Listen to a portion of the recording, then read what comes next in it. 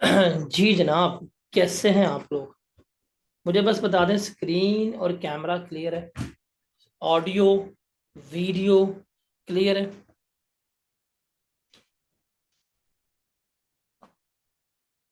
चलें जी, without wasting time हम start करते हैं। और अब हमने जिस एरिया की तरफ मूव करना है, you can see that one of the most important area जो है, आप इसे कंसीडर कर सकते हैं। हमारा कंसीडर किया, हमारा है ही ये one of the most important area, जिसे हम क्या करेंगे, लेकर चल रहे होंगे। आवाज़ सब क्लियर आ रही है? मुझे आवाज़ का बता दें प्लीज़, आवाज़ सब क्लियर है? Hello hello, one two three. चलें जी, ठीक है। जब इधर देख रहा हूँ तो आप लोग मुझे, मैं आपका सवाल देख रहा हूँ। जब मैं इधर देख रहा हूँ तो मैं आप लोगों को पढ़ा रहा हूँ। तो अब हम चलते हैं और हम स्टार्ट करते हैं।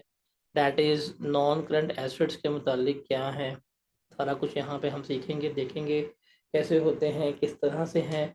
सारा कुछ जो है वो हम यहाँ पर लेकर चल रहे होंगे। एक सेकंड वेट कीजिएगा।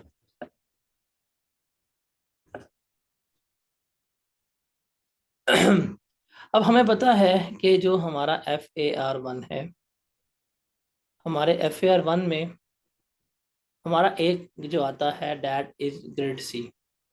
क्या है हमारा? ग्रिड सी। ग्रिड सी की हमने वेटेज देखी थी, जो अप टू 40 मार्क्स तक का था। 40 मार्क्स तक का हमने ग्रिड सी को देखा था।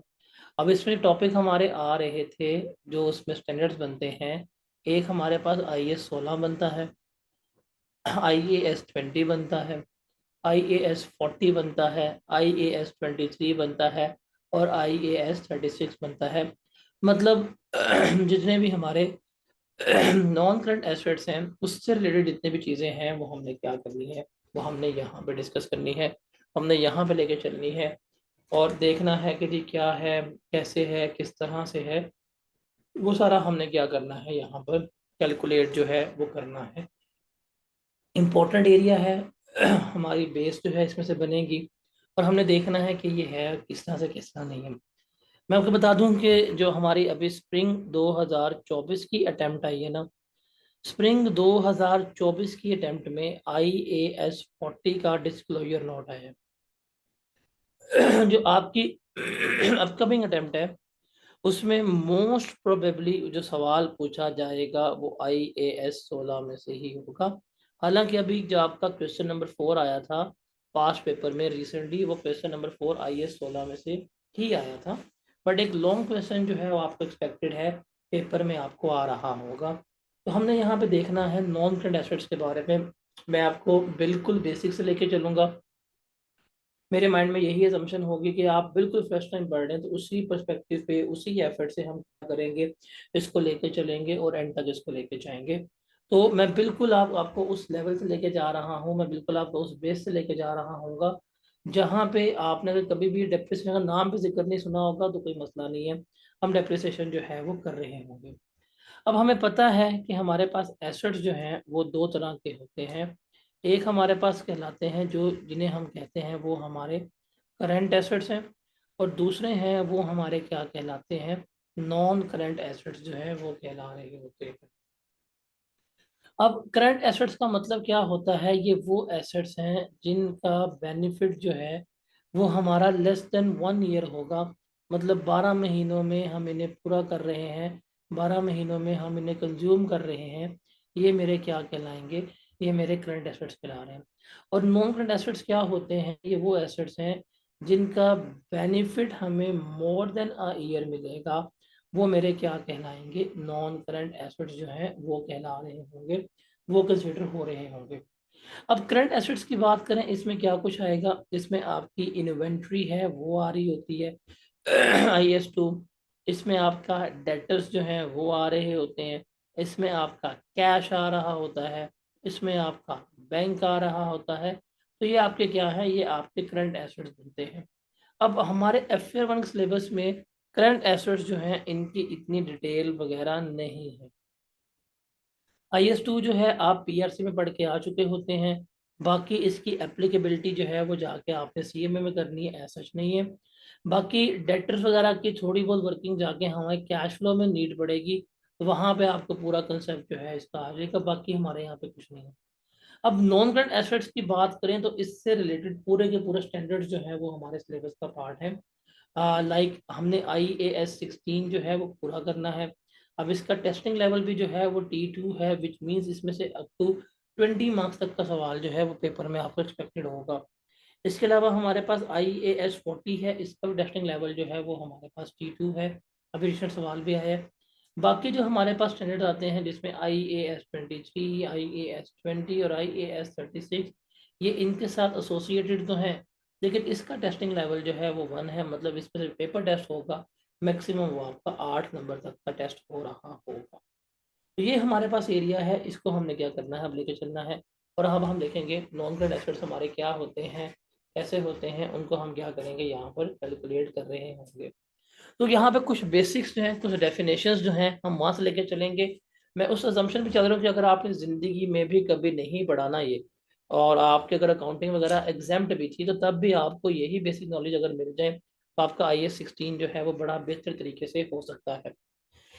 पहले हम बात करते हैं कि हमारे पास जो एसेट्स हैं, हमने उनकी फिजिकल एग्जिस्टेंस के बेसिस के ऊपर, मतलब वो फिजिकली एग्जिस्ट कर रहे हैं नहीं कर रहे, उनको टच कर सकते हैं कि नहीं कर सकते, उसकी बेसिस पे हमने एसेट्स को डिवाइड किया हुआ है दो सोर्सेज पे।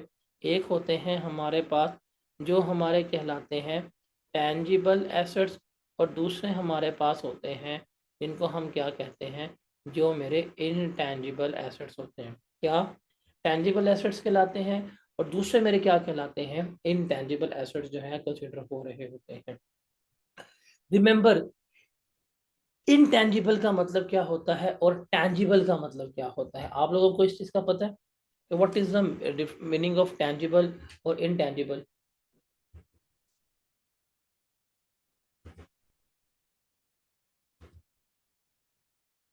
टेंजिबल का और इनटेंजिबल का मतलब पता है आप लोगों को क्या होता है, क्या नहीं होता?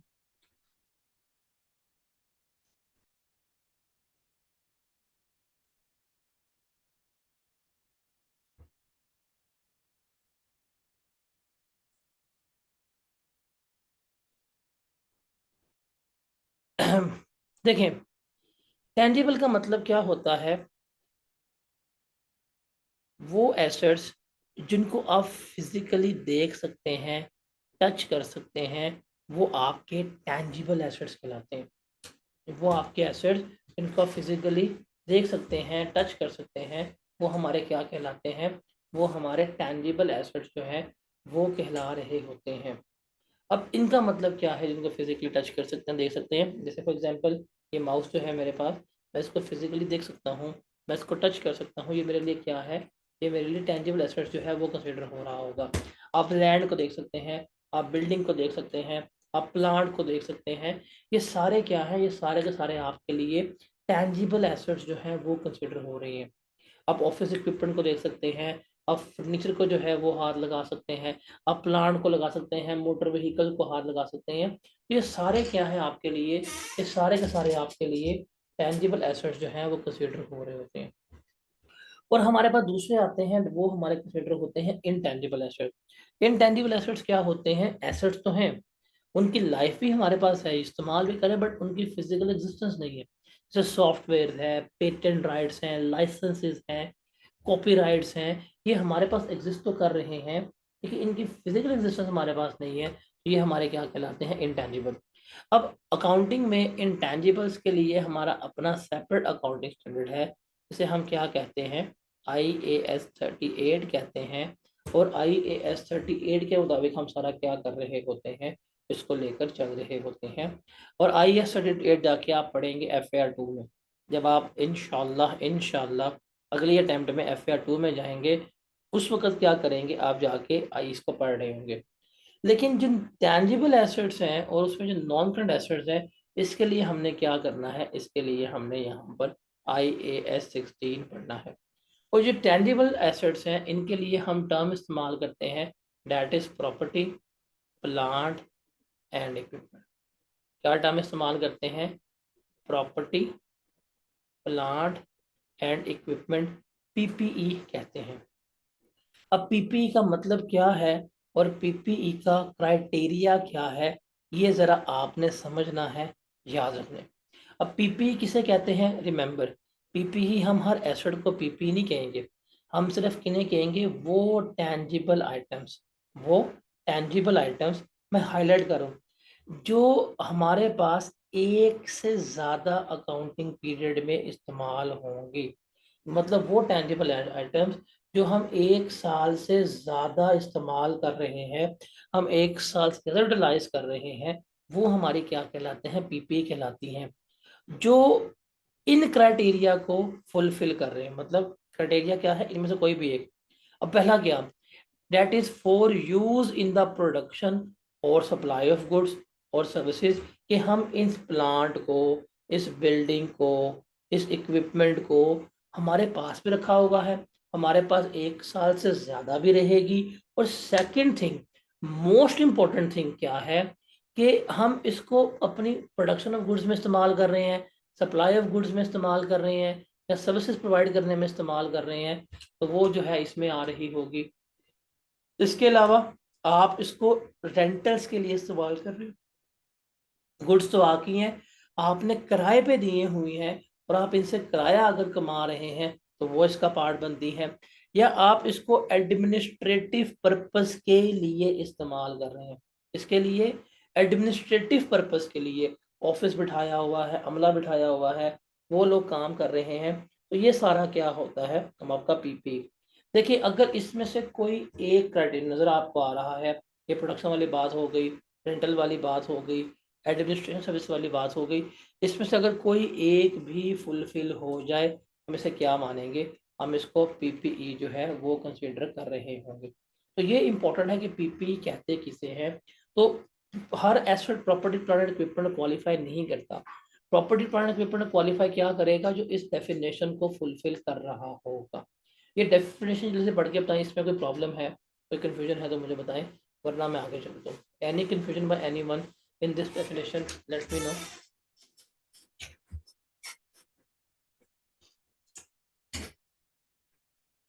एडमिनिस्ट्रेशन का मतलब होता है कि आपने वहां पे दफ्तर खोला हुआ है, स्टाफ बिठाया हुआ है, आपका स्टाफ डील कर रहा है, वो एडमिनिस्ट्रेटिव पर्पस की बात हो रही है।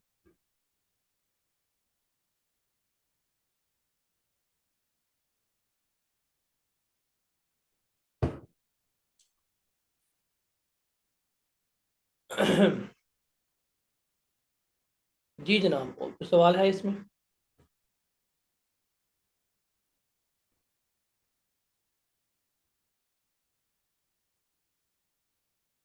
स्टाफ पीपी नहीं होता भाई, स्टाफ तो आपका लिविंग एसेट्स हैं, वो आपका एसेट्स है नहीं। वो बिल्डिंग जो आप स्टाफ के लिए इस्तेमाल कर रहे हो, वो पीपी का पार्ट बनेगी। इन्वेंट्री मोर देन 1 मंथ के लिए हो, हाँ, पीपी में जाएगी। जरा ये सवाल है, इसको एक दफा पढ़ें और बताएं।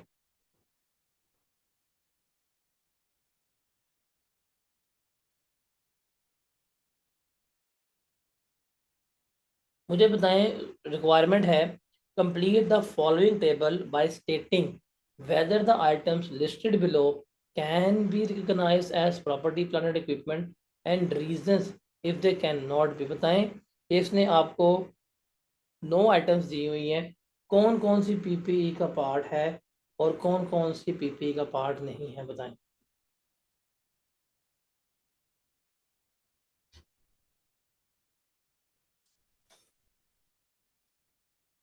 बताएं जी, कौन कौन सी पीपीई का पार्ट है, कौन कौन सा पीपीई का पार्ट है, जल्दी बताएं। डेफिनेशन की क्राइटेरिया में हमारा जवाब आना चाहिए।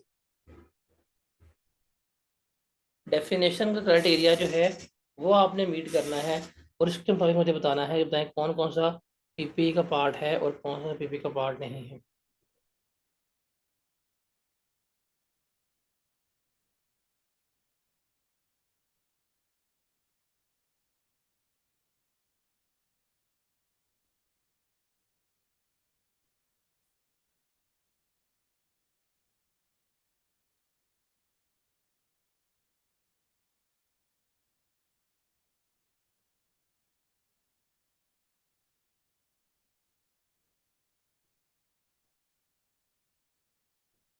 चलो नहीं, मुझे पहले बताएं।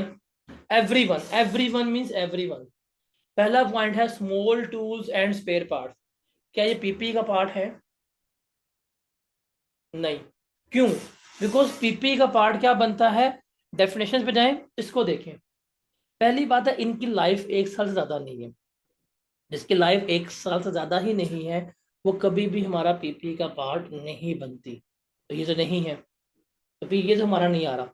सेकंड पे आते हैं, स्टैंड बाय जनरेटर। एक हमारे पास जनरेटर पड़ा हुआ है और वो हमारे पास 7 साल तक इस्तेमाल होगा। क्या ये पीपी का पार्ट बनेगा? बताएं।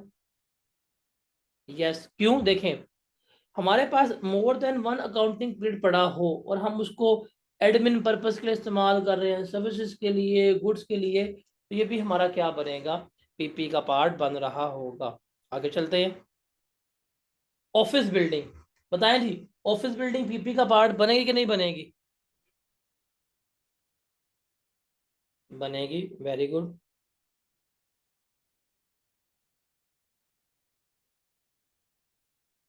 ट्रेडमार्क का मुझे कौन बताएगा? ट्रेडमार्क है कि नहीं है?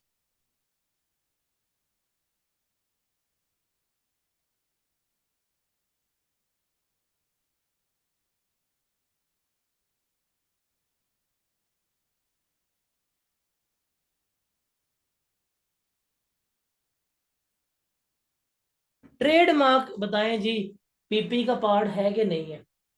ट्रेडमार्क कहते हैं जी, आपको एक वो मिला हुआ है, आपने वो ट्रेडमार्क लिया हुआ है, आपका मार्का, ये आपका साइन है, ये आपका लोगो शायद चीज के, ये आपका ट्रेडमार्क है, ट्रेडमार्क आपका रजिस्टर्ड है। भाई ट्रेडमार्क जो है वो तो इनटैंजिबल है।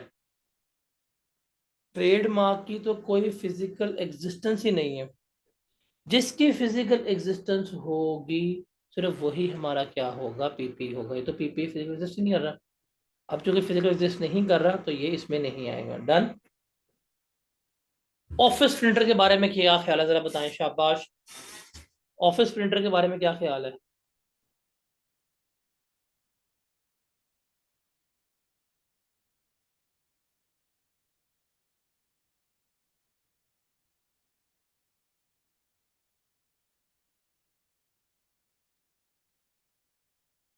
यस, ये पीपी ही है। ये पीपी ही है। अब क्या बताएं मुझे, a plot of land held for resale. क्या ये पीपी है?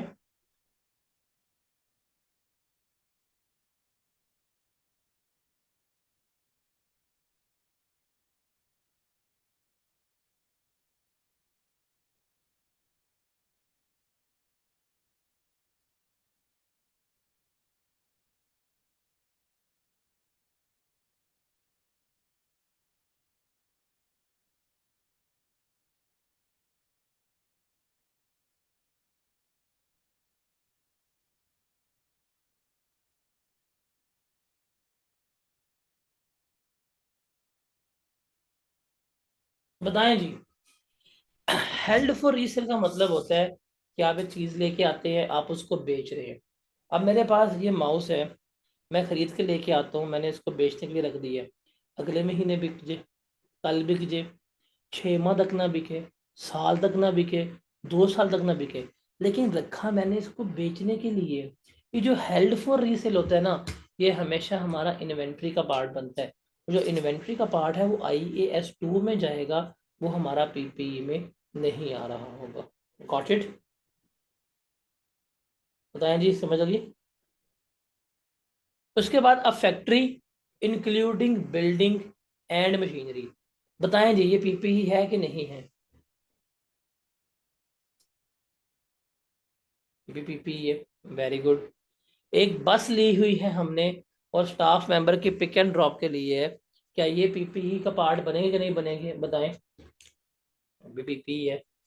आखिरी वाला, a generator given to another entity on rent.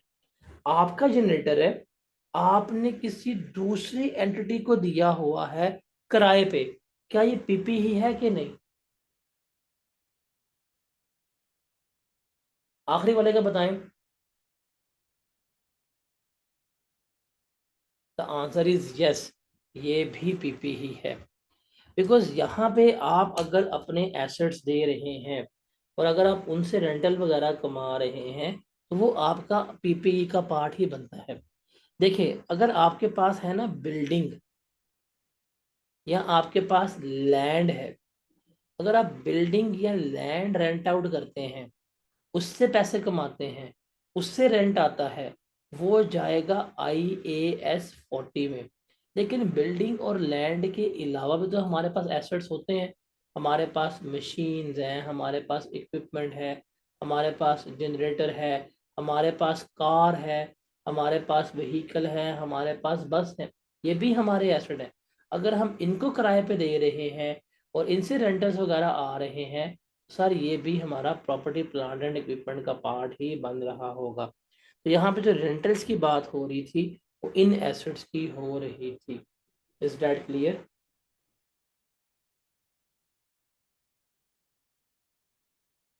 अब देखते हैं ज़रा, हमने देखना है कि हम कब एसेट्स में IAS 16 में और IAS 2 में डिफ्रेंशिएट कर सकते हैं।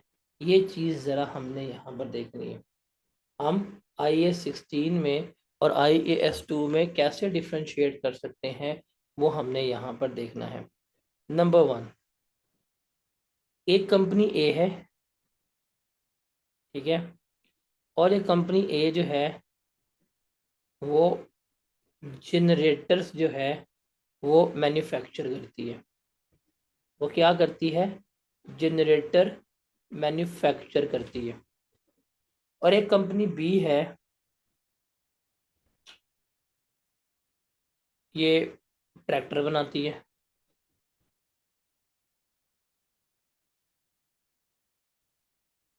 अब कंपनी ए जनरेटर बना के बेच रही है। कंपनी ए अगर ये जनरेटर बना के बेच रही है, जो इनके पास जनरेटर पड़े होंगे, अब आप खुद सोचें, इनका रोजमर्रा का काम क्या है? ये जनरेटर बेचना, जनरेटर बना के बेचने का रोजमर्रा का काम है ना। तो ये अगर रजिस्टर्ड ही इसमें है, काम है इसमें कर रहे हैं, ये जो जनरेटर बेचेंगे, जो जनरेटर से पैसे आएंगे, ये किसका पार्ट बनेगा? इनकी इन्वेंट्री का पार्ट बनेगा। इसका पार्ट बनेगा इन्वेंट्री। क्यों? बिकॉज इनका प्रिंसिपल लाइन ऑफ बिजनेस ही यही है, इनका कारोबार ही यही है कि ये क्या करते हैं, ये जनरेटर बनाते हैं और जनरेटर बना के आगे सेल कर रहे होते हैं, आगे बेच रहे होते हैं। तो ये क्या होगा इनके लिए? ये कंसिडर हो रहा होगा, ये इन्वेंट्री है। लेकिन एक ट्रैक्टर मैन्युफैक्चरर है, ट्रैक्टर मैन्युफैक्चरर ने भी अपने कंपनी में, अपनी फैक्ट्री में ला के एक जनरेटर जो है वो लगाया हुआ है, और वो इस जनरेटर को यूज कर रहे हैं। जब लाइट जाती है, डीजल डालते हैं, जनरेटर चलाते हैं। तो इनके लिए ये क्या कहलाएगा? इनके लिए ये जनरेटर जो है वो पीपीई में जा रहा होगा, IAS 16 का पार्ट जो है बना रहे होंगे। Is that clear? समझ आई? जरा इसका टेक्स्ट जो लिखा हुआ है अंग्रेजी, जरा इसको रीड करके मुझे बताएं, आप लोगों को समझ आती है कि हम कब किसी भी चीज़ को इन्वेंट्री का पार्ट बनाते हैं और कब हम उस चीज़ को नॉन कंटेस्टेड में लेके जा रहे होते हैं? समझ आती है? बताएं जरा।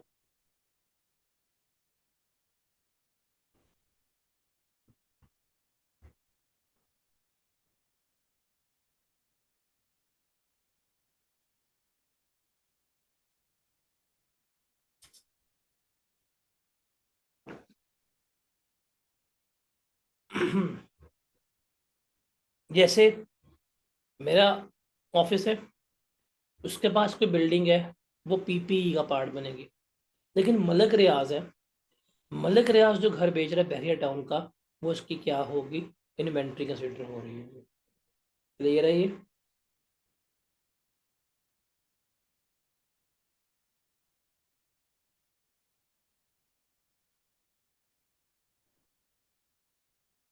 नहीं हो सकती।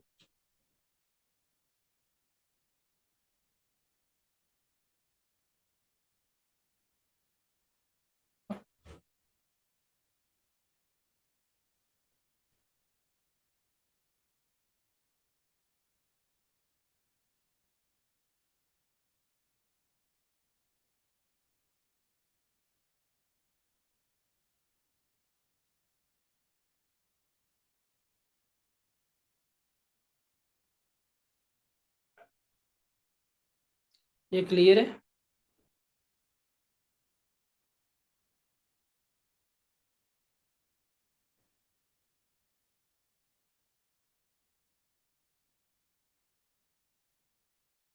देखिए, अगर किसी एंटिटी का ऑर्डनरी कोर्स ऑफ बिजनेस ही यही है कि उसने खरीदना है, बेचना है, तो वो तो उसकी हमेशा इन्वेंट्री होगी। अब मलक रियाज के लिए घर बेचना, प्लॉट बेचना, लैंड बेचना, वो उसका ऑर्डनरी कोर्स ऑफ बिजनेस ही है। अब चूंकि वो उसका ऑर्डनरी कोर्स ऑफ बिजनेस है, तो उसके लिए वो इन्वेंट्री कंसिडर होगी। आगे चलते हैं। आगे हमने एक कंसेप्ट पढ़ना होता है, उसे हम कहते हैं कैपिटल एक्सपेंडिचर और रेवेन्यू एक्सपेंडिचर। इसको ज़रा हमने डिफ्रेंशिएट करना है कि कैपिटल एक्सपेंडिचर का मतलब क्या होता है और रेवेन्यू एक्सपेंडिचर का मतलब क्या होता है।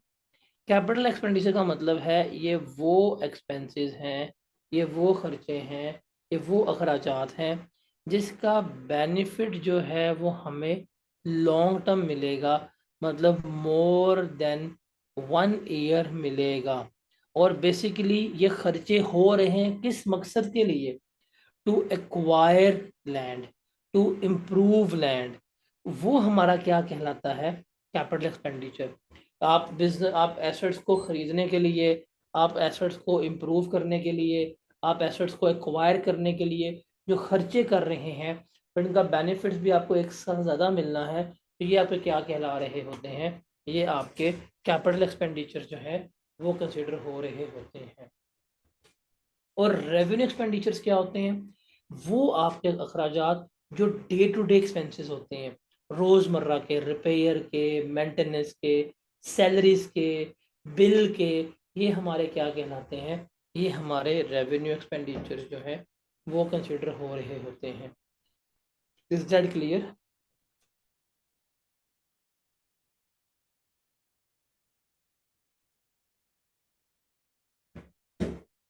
उसके बाद हम आगे चलते हैं। अब सवाल ये है, आप मार्केट में जाते हैं,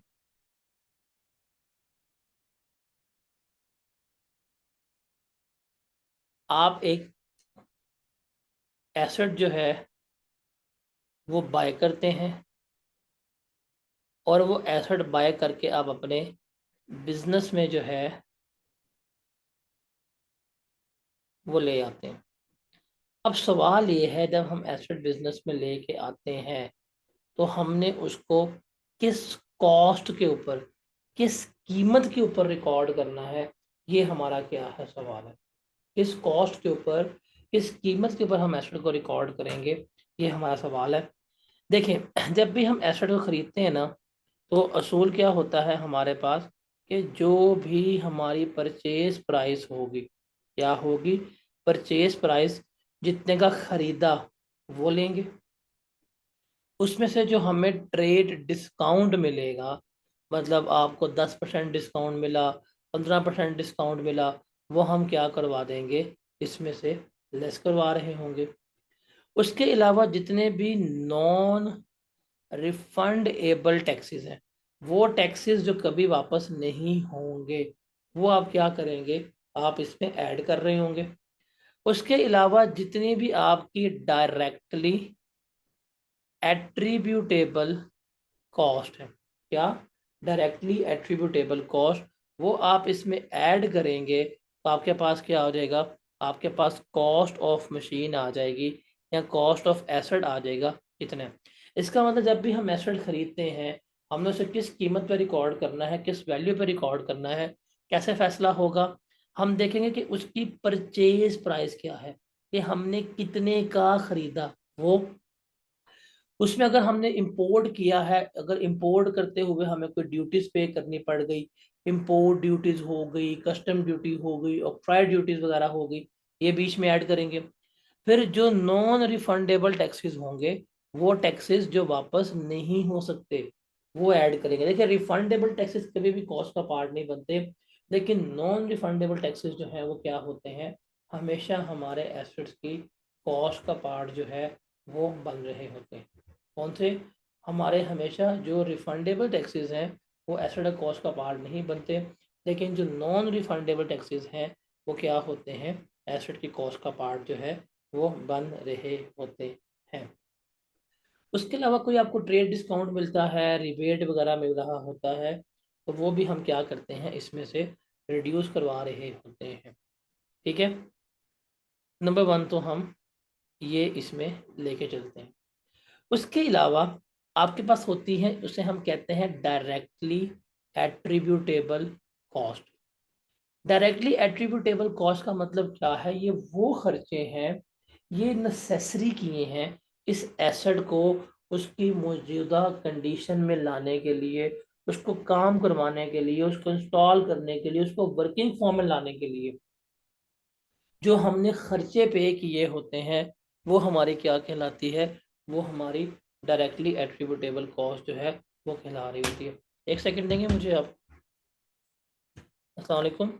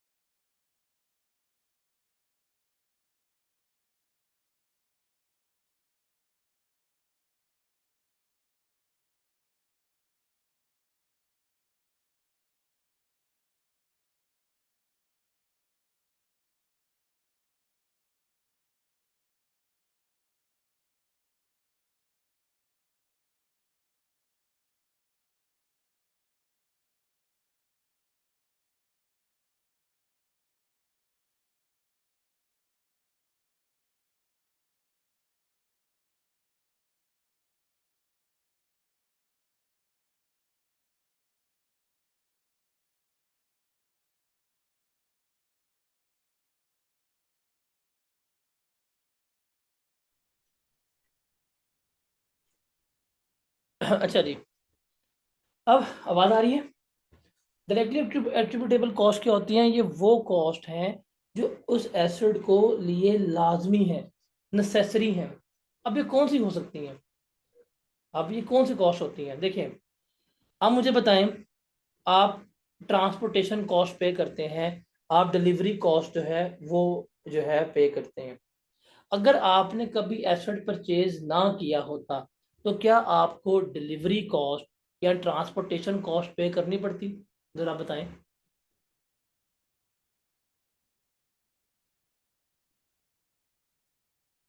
इसका मतलब वो ट्रांसपोर्टेशन कॉस्ट, वो डिलीवरी कॉस्ट क्यों पे की जा रही है? उस एसेट की वजह से। वो एसेट है तो कॉस्ट पे हो रही है, अगर वो एसेट ना होता तो वो कॉस्ट कभी भी पे ना हो रही होती। तो ये आपकी क्या कहलाती है? Directly attributable cost. तो ये जितनी भी डायरेक्टली एट्रीब्यूटेबल कॉस्ट होती हैं, ये हमेशा क्या होती है, एसेट की कॉस्ट का पार्ट जो है वो बन रही होती है। हमेशा ये क्या होती है, एसेट की कॉस्ट का पार्ट बन रही होती है। अब ये डायरेक्टली एट्रीब्यूटेबल कौन कौन सी हो सकती हैं? फॉर एग्जांपल, अगर आपने जहाँ पे मशीन लगानी है, जहाँ पे आपने मशीन इंस्टॉल करनी है, उसके लिए आप जगह को कंस्ट्रक्ट करते हैं, खरीदते हैं, उसको लिए आप जो वेजेस वगैरह पे करते हैं, वो डायरेक्टली एट्रीब्यूटेबल कॉस्ट है। आप एक जनरेटर लेके आ जाते हैं, अब जनरेटर लगाने के लिए जगह तैयार करनी है, मजदूर लेके आते हैं, ईंटें लगाते हैं, छत बनाते हैं, कमरा बनाते हैं, वो उस जनरेटर के लिए बना रहे हैं। वो जो उस जनरेटर के लिए बना रहे हैं, that will be your directly attributable cost consider होगी। उसके अलावा आपको जो कॉस्ट ऑफ साइट प्रिपरेशन होती है, मटेरियल लग रहा है, लेबर लग रहा है, ये भी क्या है, डायरेक्टली एट्रीब्यूटेबल कॉस्ट। उसके अलावा जो आपकी हैंडलिंग कॉस्ट होती है, जनरेटर मंगवाया, उसका लोडिंग अनलोडिंग पे खर्चा पे हो रहा है, कैरिज पे किया, फ्रेट पे किया, जनरेटर आपके वर्कशॉप आपके फैक्ट्री में जनरेटर जो है वो आ गया, अब आप क्रेन मंगवा रहे हैं, क्रेन उसको ला के उठा रही है, उठा के रख रही है, उसके ऊपर खर्चा पे करना पड़ रहा है आपको। ये भी क्या है, आपकी डायरेक्टली एट्रीब्यूटेबल कॉस्ट है। अगर आपने जनरेटर खरीदा ही ना होता, सोचें, खुद सोचें, अगर आप लोगों ने जनरेटर खरीदा ही ना होता तो क्या कभी क्रेन आती? क्या वो लोडिंग करती? क्या वो अनलोडिंग करती? क्या आपको खर्चा पे करना पड़ता? The answer is no. ये इसकी वजह से करना पड़ रहा है, क्योंकि ये इसकी वजह से करना पड़ रहा है, इसलिए ये भी क्या कंसिडर होगी, आपकी डायरेक्टली एट्रीब्यूटेबल कॉस्ट जो है कंसिडर होगी। तो ये जितने खर्चे होंगे डायरेक्टली एट्रीब्यूटेबल, ये सारे किसका पार्ट बनेंगे? ये सारे इस एसेट की कॉस्ट का पार्ट जो है बनेंगे। एक नजर आ रहा है ना ये वाला आपको? ये सारे क्या बनेंगे, इस एसओडी कॉस्ट का पार्ट जो है वो बन रहे होंगे।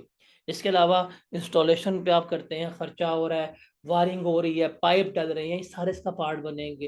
प्रोफेशनल फी पे की है, आर्किटेक्ट को फी पे कर रहे हैं, सर्वेयर को फी पे कर रहे हैं, डिजाइनिंग के लिए फी पे की है, ये सारी की सारी क्या होंगी, इसका पार्ट बन रही होंगी। Is that clear? Are you getting my point? What is the meaning of directly attributable cost और not?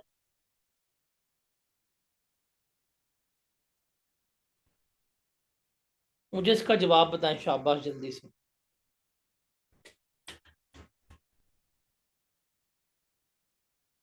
This is exercise for you. मुझे बताएं क्या जवाब है इसका, शाबाश, जल्दी से बताएं।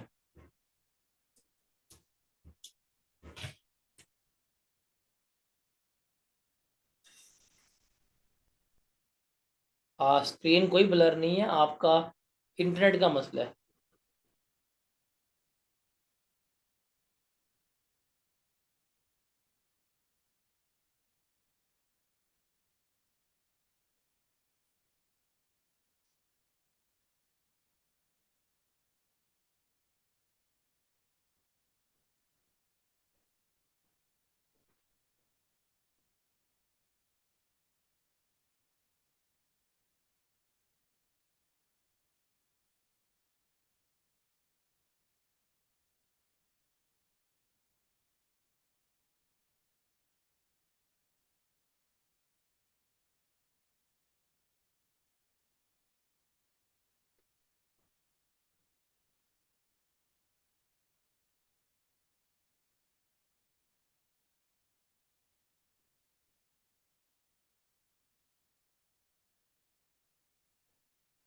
हाँ जी, जो एसेट को प्रेजेंट लोकेशन में लाने के लिए, उसको वर्किंग कंडीशन में लाने के लिए कॉस्ट इनकर हो रही होती है, वो हमारी डायरेक्टली एट्रीब्यूटेबल कॉस्ट होती है।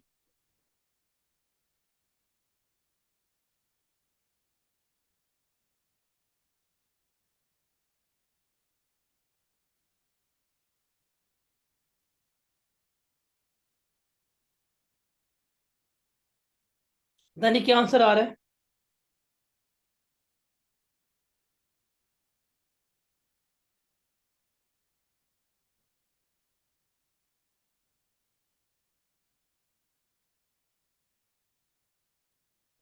अब कैसे आपने निकाला है वो हम देखते हैं। देखिए जी, कहता है an entity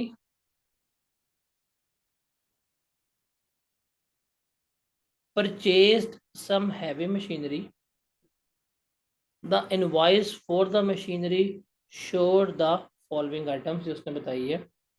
cost of machinery है 46 मिलियन की, बिकॉज ये रुपीज इन थाउजेंड है, you can say that 46 million.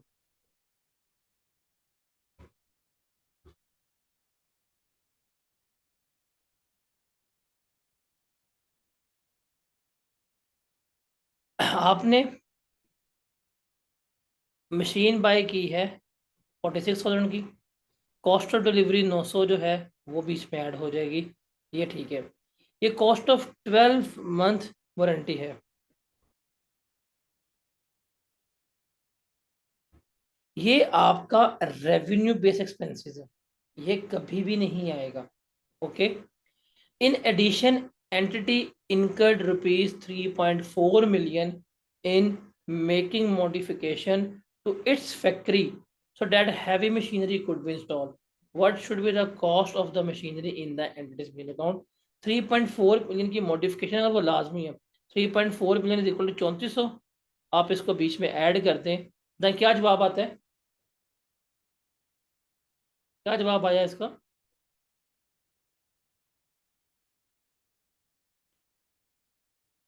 50,300, that will be the cost। देखें, this is your purchase price, आनी है, डिलीवरी कॉस्ट आनी है, वारंटी कभी भी ऐड नहीं होती। देखिए, ये है कॉस्ट ऑफ 12 मंथ वारंटी, 12 महीने बाद तो वारंटी खत्म हो जानी है। जब 12 महीने बाद वारंटी खत्म होनी है, तो 12 महीने बाद वारंटी खत्म हो गई, उसके बाद तो ये आपका रेवेन्यू बेस एक्सपेंस है, इससे आप कैसे कैपिटलाइज कर सकते हैं? ये कभी अभी हम पढ़ के आए हैं यहाँ पे कि ये क्या है, आपका रेवेन्यू बेस एक्सपेंस है, कभी कैपिटलाइज नहीं होगा, ये तो इसमें कभी भी नहीं आएगा। हाँ, ये एंटिटी ने इनकर किया खर्चा 3.4 मिलियन का, ये इसमें क्या हो रहा होगा, ऐड हो रहा होगा। तो 50,300 जो है वो इसका आंसर आ रहा होगा। Is that clear?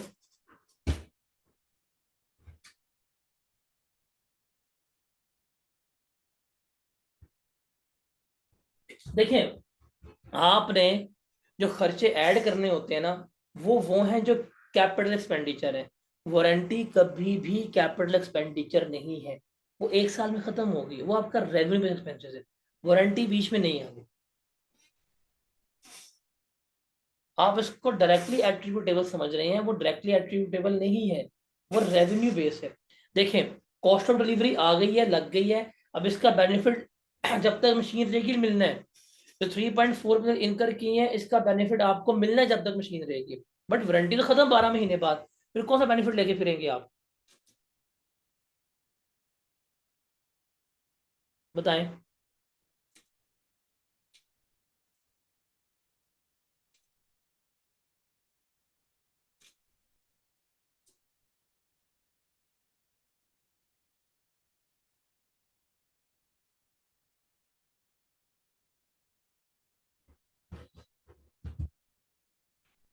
वारंटी अगर लॉन्गर पीरियड के लिए भी हो तो वारंटी को हम सेपरेट लेके चलेंगे, वारंटी कभी भी इसका पार्ट नहीं बनती, वो सेपरेट चलती है।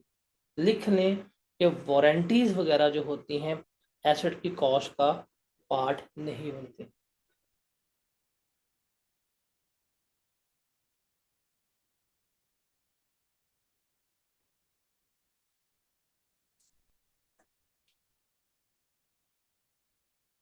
इसका जवाब जरा मुझे दें, क्या आता है? शाबाश।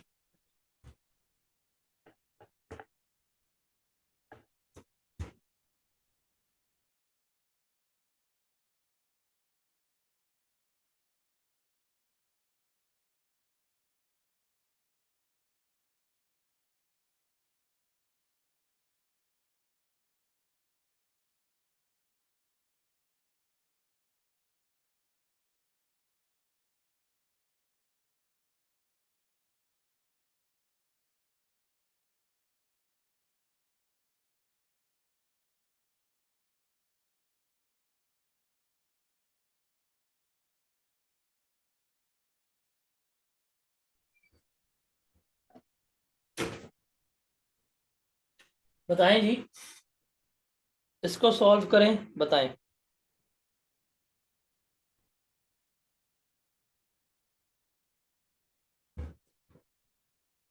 सवाल ध्यान से पढ़िएगा, मैं पहले बता रहा हूँ आप लोगों को, सवाल ध्यान से पढ़िएगा। हेस्ट मेड वेक्स वो ना करें आप, सुकून से पढ़ें, कोई पीछे आपके वो नहीं लगा हुआ।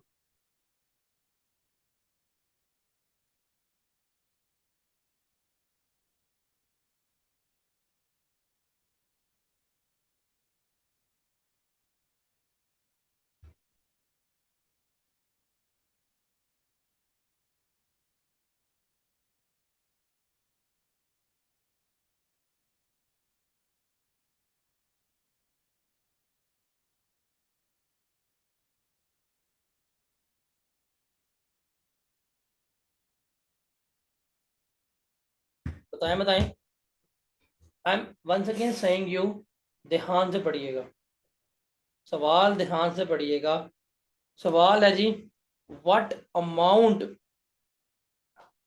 Should appear as the cost of premises in the entity statement of financial position as on 31 March 2015।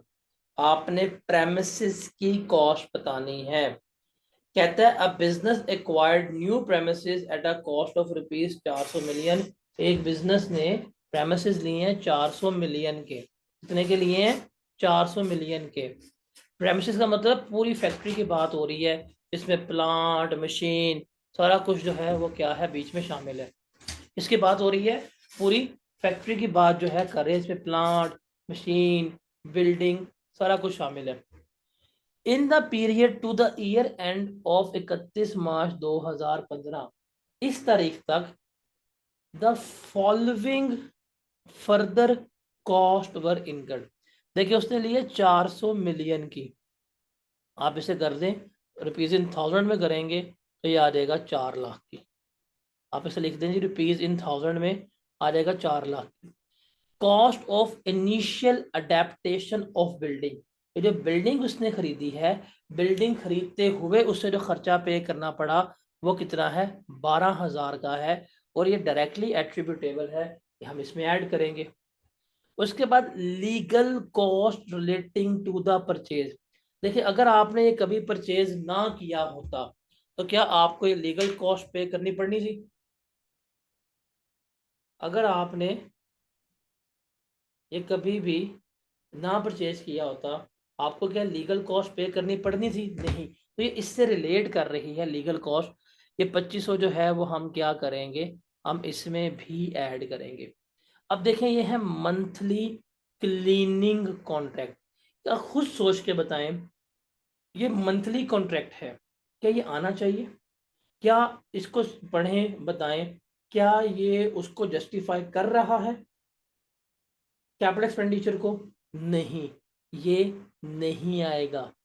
फिर आपने एक एयर कंडीशन लिया है जो मशीनरी के लिए लाजमी है, अगर ना लिया मशीन नहीं चलेगी, तो ये भी क्या होगा, बीच में आना चाहिए। हम क्या करेंगे, हम इसको लेकर चल रहे होंगे तो हम इसमें क्या करेंगे, ऐड कर देंगे। फिर आपने एक मशीनरी ली है, उसकी कॉस्ट कितनी है, 12,300, हम वो भी बीच में ऐड कर देंगे। अब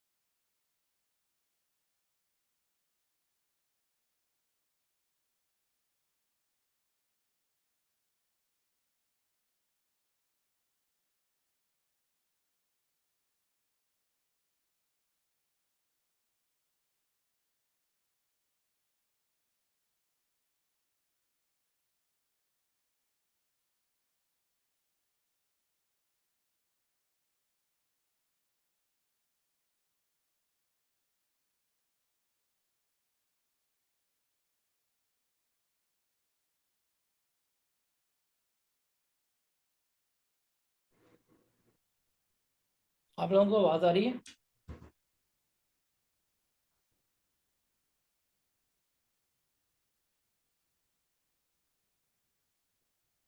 आवाज आ रही है?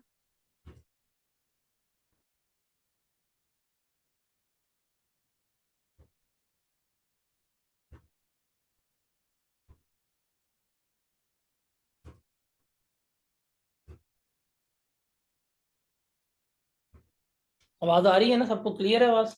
तो ये सब जिसको आवाज क्लियर ना हो, अच्छा जी, इसको दोबारा कर लेते हैं, मेरा कंप्यूटर बंद हो गया था। हमने कितने का लिया था? 4 लाख का। 12,000 हमारे ये भी बीच में ऐड हुए थे। 2500 हमारे ये भी ऐड हुए थे। क्लीनिंग कॉन्ट्रैक्ट बीच में नहीं आया था। 2800 हमारा ये आएगा। कॉस्ट ऑफ मशीनरी हमारी 12,300 भी बीच में ऐड हो जाएगी। तो आप बताएं, मेरी कॉस्ट ऑफ प्रेमिसेस कितनी बनेगी? जरा बताएं।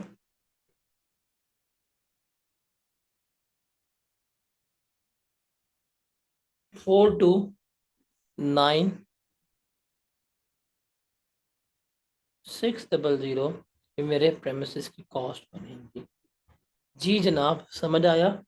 आप लोग क्या गलती कर रहे थे इसमें? अभी मैं आपसे एग्जांपल्स करवा रहा हूँ। मैंने आपके भी इसकी सही प्रैक्टिस करवानी है। हर चीज को ऐड नहीं करना। देखें, पहली बात है ये मंथली। अब इसको नोट डाउन करें। मैं आपको बता रहा हूँ, आप लोगों ने इसको भूलना नहीं है। ये जो मंथली क्लीनिंग कॉन्ट्रैक्ट हो गए, ये वारंटी के कॉन्ट्रैक्ट्स वगैरह हो गए, ये कभी भी कैपिटलाइज नहीं होते। इन्हें कभी भी एसेट की कॉस्ट का पार्ट नहीं बनाना। और सवाल देखें किसके बारे में पूछ रहे हैं। उसने कहा है कॉस्ट ऑफ प्रेमिसेस बताओ।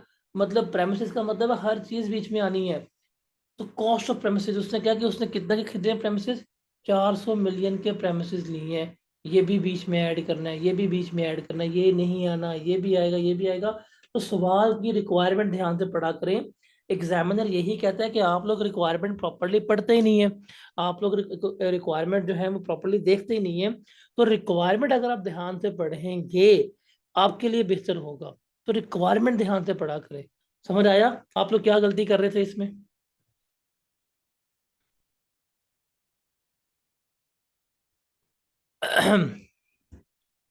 अच्छा जी, अब एक बात बताइएगा। एक सवाल है जनरल नॉलेज का। आप एक एसेट जो है वो बाय करते हैं। आप क्या करते हैं? आप एक एसेट जो है आप उसको बाय करते हैं, लेके आ जाते हैं। क्या ये कहीं लिखा हुआ है कि जब भी आपने एसेट को खरीद लिया तो सब्सीक्वेंटली उसके ऊपर कोई भी एक्सपेंस नहीं होगा? क्या ये कहीं पढ़ा पढ़ा आपने? ऐसा होता है? मुझे बताएं, आप लोग जिस घर में रहते हैं, आप क्या करते हैं? क्या कभी उस घर में पेंट नहीं हो रहा होता? कभी उस घर में प्लस्तर नहीं हो रहा होता? कभी कमरा बना रहे हैं, कभी कमरा गिरा रहे हैं, कभी गेट चेंज कर रहे हैं? क्या एक्सपेंसेस हो रहे होते हैं? सिमिलरली क्या हो रहा है, आप एक बिल्डिंग ऑफिस वाले जो है ले लेते हैं। कंपनी एक बिल्डिंग बाय कर लेती है।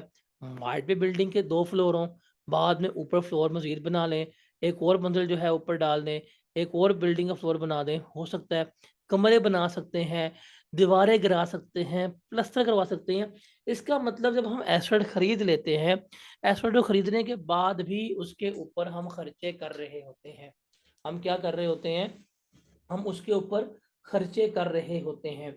ये है सब्सीक्वेंट एक्सपेंडिचर। अब सवाल ये है कि सब्सीक्वेंट एक्सपेंडिचर का मतलब है ये वो खर्चे हैं जो बाद में हुए हैं। ये क्या है? ये वो खर्चे हैं जो बाद में हुए हैं। जो खर्चे बाद में हुए हैं, क्या इनको एसेट की कॉस्ट का पार्ट बनाना चाहिए? सवाल है, ये जो खर्चे हम बाद में कर रहे होते हैं, क्या इनको एसेट की कॉस्ट का पार्ट बनाना चाहिए कि नहीं चाहिए?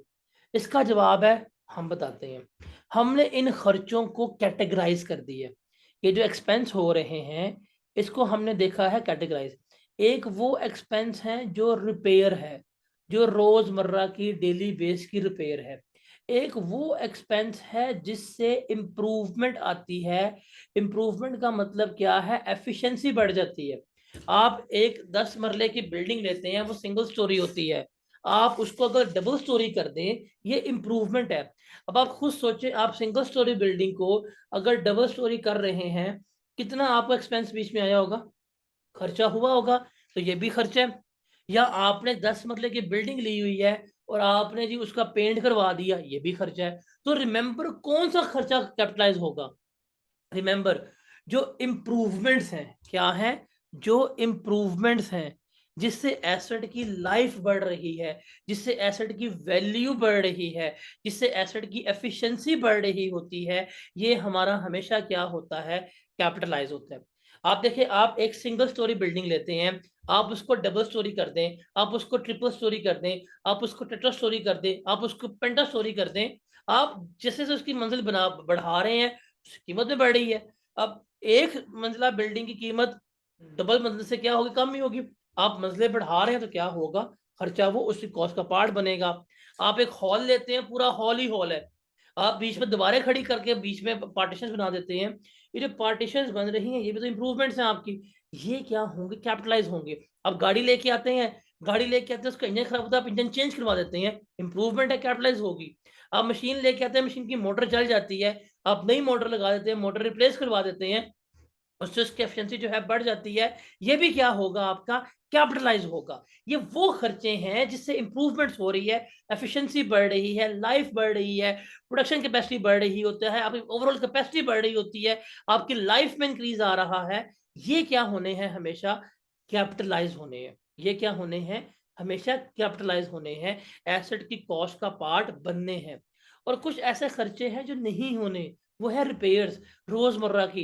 ये तार जल गई है, चेंज कर दी, स्विच जल गया, चेंज कर दिया, पेंट करवा दिया, वॉलपेपर लगवा दिया, तार चेंज कर दी है, वैसे सफाई वगैरह करवा दी है, ये है रिपेयर्स। रिपेयर्स हमेशा एक्सपेंस आउट होती है, रिपेयर्स हमेशा प्रॉफिट एंड लॉस अकाउंट का पार्ट बनती है, इसे कभी भी हम कैपिटलाइज नहीं करते। Is that clear?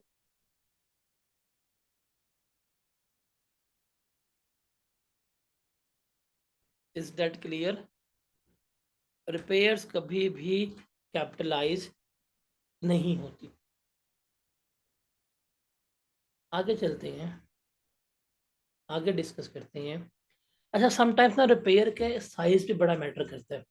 अगर आपकी रिपेयर करवा रहे हैं, आप एक गाड़ी जो है, आप गाड़ी बेचते हैं रिपेयर कराने के लिए, और गाड़ी का रिपेयर का बिल 15 लाख आ जाता है, तो ये साइज ऑफ एक्सपेंसेस बड़े हैं।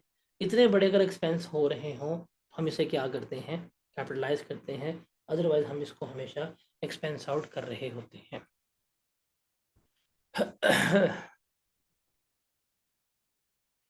ये जो आपके सामने एक पैराग्राफ लिखा आ रहा है, इसको ज़रा पढ़ें, शायद समझ आती है।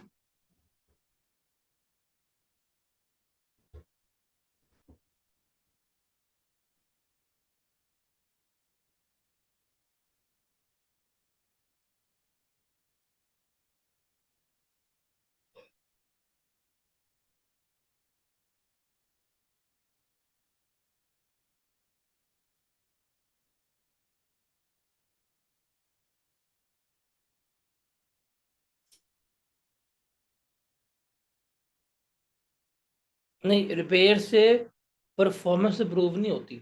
रिपेयर अगर आप करवा रहे हैं तो आप वो डेली काम ही कर रहे हैं। एक मशीन अगर 1000 यूनिट्स बना रही थी, खराब हो गई है, रिपेयर कर दी है, तो वो मैक्सिमम 1000 ही बनाएगी, उससे भी कम बना रही है, इंप्रूवमेंट नहीं आई। रिपेयर से तो आप वही काम कर रहे हैं। देखें, मेरे पास मोबाइल है, खराब हो जाए, अगर मैं इसको रिपेयर करवाऊंगा तो भाई इसमें कोई इंप्रूवमेंट नहीं, वो तो उसको दोबारा चलाने के लिए ही हो रहा है ना, इसमें इंप्रूवमेंट नहीं है। इंप्रूवमेंट कब हो रही, मैं इसकी रैम अपग्रेड करवा दूं, मैं इसका कैमरा चेंज करवा दूं, मैं इसकी बैटरी नहीं लगवा दूं जाके, इसकी बैटरी अगर 5000 mAh की है, मैं इसकी बैटरी जो है वो लगवा दूं 10,000 mAh की, तो ये इंप्रूवमेंट्स है। Repair is not improvement.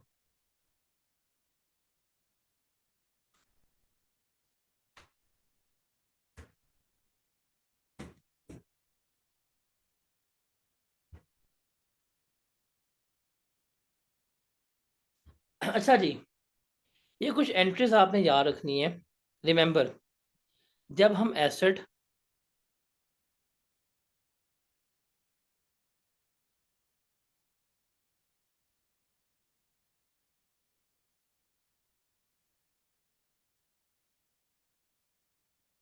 Bye करते हैं, खरीदते हैं, और हम अगर पेमेंट कैश में करते हैं, तो एंट्री के पास होती है, देखें, हमारा कैश या बैंक जो है वो क्या होता है, क्रेडिट, और हमारे नॉन करंट एसेट जो है वो क्या होते हैं, डेबिट। तो जब भी हम एसेट खरीदते हैं, हमारी ये एंट्री पास होती है। ठीक है।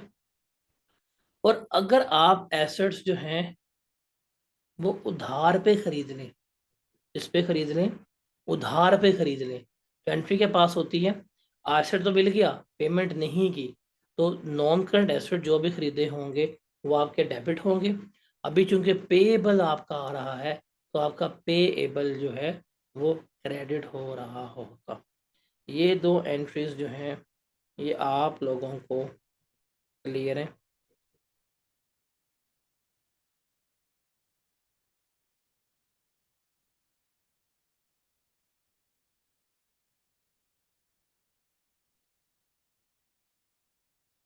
उसके बाद है, अगर आप पेमेंट एडवांस में कर दें और आपको अभी एसेट ना मिला हो, तो बैंक आपका हो जाएगा क्रेडिट। क्योंकि अभी आपने एडवांस पे किया है, तो एडवांस टू वेंडर या रिसीवेबल या उसका नाम जो है वो डेबिट हो जाएगा। और जब वो आपको एसेट डिलीवर कर दे, जब आपको एसेट वापस मिल जाए, तो एसेट अकाउंट डेबिट, और ये जो आपने वेंडर क्रेडिट किया होता है, ये वेंडर क्या हो जाएगा, आपका क्रेडिट हो रहा होगा। तो ये चार एंट्रीज जो हैं बेसिकली हम मेड कर रहे होते हैं जब हम एसेट को ख़रीद रहे होते हैं। ये क्लियर है आपको एंट्रीज? इसमें कोई प्रॉब्लम, इसमें कोई कन्फ्यूजन है तो मुझे बताएं, अगर नहीं है तो फिर हम आगे चलते हैं।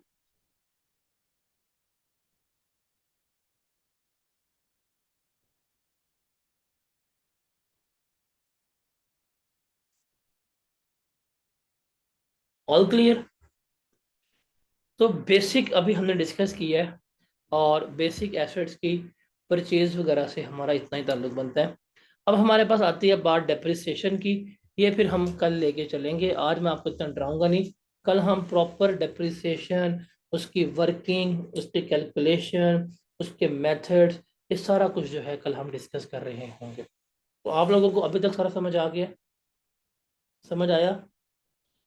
कल के लेक्चर के बाद मैं आप लोगों को होमवर्क दूंगा जो आप लोगों ने करना होगा। ठीक है जी, मिलते हैं इंशाल्लाह कल। अल्लाह हाफिज़।